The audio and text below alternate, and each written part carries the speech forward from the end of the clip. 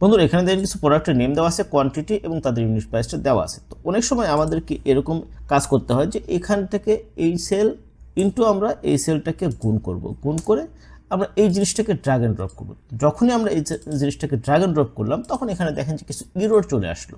এই ইররগুলো দেখতে কিন্তু এখানে দৃষ্টিকটু লাগে। সো আমি চাচ্ছি যে যদি কোথাও কোনো ইরর থাকে সেটা হচ্ছে ইরর এসে যায়, তো ইররের জায়গায় এরকম ভ্যালু বা এরকম কোনো ল্যাঙ্গুয়েজ দেখাবে না। তো ইররের ক্ষেত্রে সেই জিনিসটা ব্ল্যাঙ্ক থাকবে সেই সেলটা। তো সেই জিনিসটা আমরা কীভাবে করবো চলুন সেটা দেখি। তো সেই জন্য আমরা প্রথমে ইকুয়াল দিয়ে ইফ ইরর এই ফর্মুলার মধ্যে প্রবেশ করব। দেন আমাদেরকে এবার কি ছিল আমাদের কাজ, এই সেল ইনটু আমরা এই ইউনিট প্রাইস এটাকে গুণ করব, দেন কমা দেব। কমা দেওয়ার পরে এখন এবার চাইছে যে যদি ভ্যালুটা যদি এরকম ইরর আসে তাহলে কি হবে। তাহলে এই জায়গাটা আমরা কি করব, ডবল ইনভার্টেড কমা দেব, দিয়ে একটা স্পেস দেব, দিয়ে ডবল ইনভার্টেড কমাটা আরেকবার আমরা ক্লোজ করব।